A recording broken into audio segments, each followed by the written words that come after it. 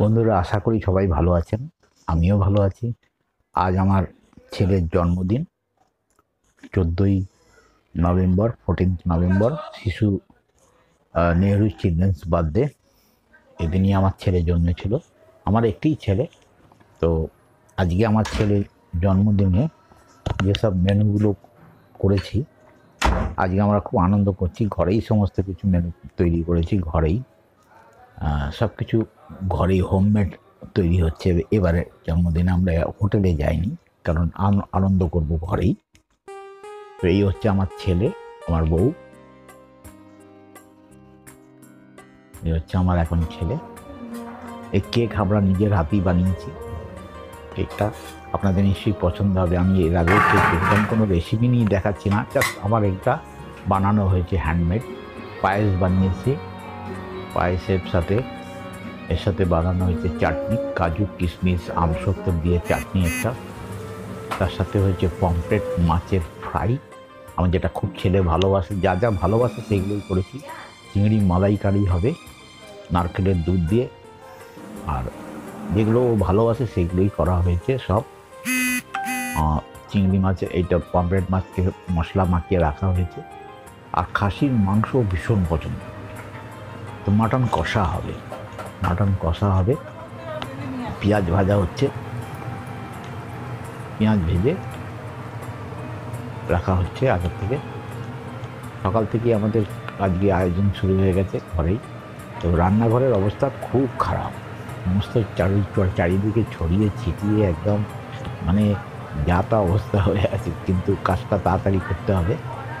তো যাই হোক, আমি একটু হাত দিচ্ছি ওদের সাথে, হাতে হাত নেই মানে করে মাছ ভেজে দিয়েছি, মাংস রান্না করে দিচ্ছি। হ্যাঁ, ওই সব করছে, কিন্তু আমি একটু হাতে এসে না মাঝে মধ্যে একটু তাও মানে নাড়াচাড়া করছি। আজকে আমার ছেলের জন্মদিনে সমস্ত মেনু এগুলো, ও যা যা ভালোবাসে তাই করছে। চিংড়ি মাছের মালাইকারিটা হচ্ছে পাশে, মাংস কষা হলো, সে ঢেকে রাখা হয়েছে। এই চিংড়ি মালাইকারি হচ্ছে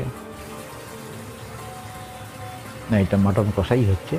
এই চিংড়ি মালাইকারি আসবে এবারে।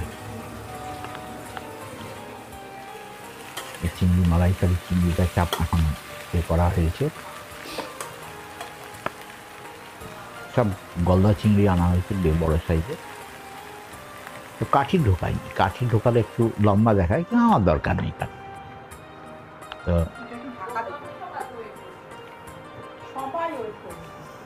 ও যেগুলো ও খুব ভালোবাসে, চিংড়ি মালাইকারি খুব ভালোবাসে।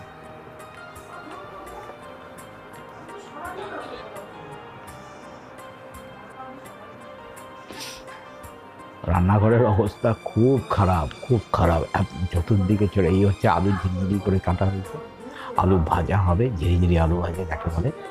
এটা ও খুব ভীষণ ভীষণ পছন্দ করে। দীঘাতে গিয়ে আমাকে বলছে, বাবা আলু ঝিরিঝিরি ভাজা খাবো। ছোট্ট বয়স, তখন অনেক ছোট, তখন 5 বছর বয়স। তখন থেকে বলতো যে আলু ভাজা খাবো, ঝিরিঝিরি, হ্যাঁ, মাটন কষা খাবো। এটা ওর এখনও চলবে। মাটনটা কষা হচ্ছে একদম এ স্টাইলে, বিহারে যেরকম চম্পারণে যেরকম মাটন হয়, ওই স্টাইলে মাটনটা রান্না করা হয়েছে। বড় বড় রসুন দেওয়া হয়েছে, দেখতে পাচ্ছেন। তো এই স্টাইলে হবে মাংসটা। মাংস হয়ে গেছে, কড়াইতে রাখা আছে, এরপরে সার্ভ করা হবে। প্রস্তুত, সার্ভের জন্য প্রস্তুত, সার্ভ করার জন্য। কেমন হয়েছে দেখে বলবেন আপনারা। আর এই ছিল আজকের মেনু।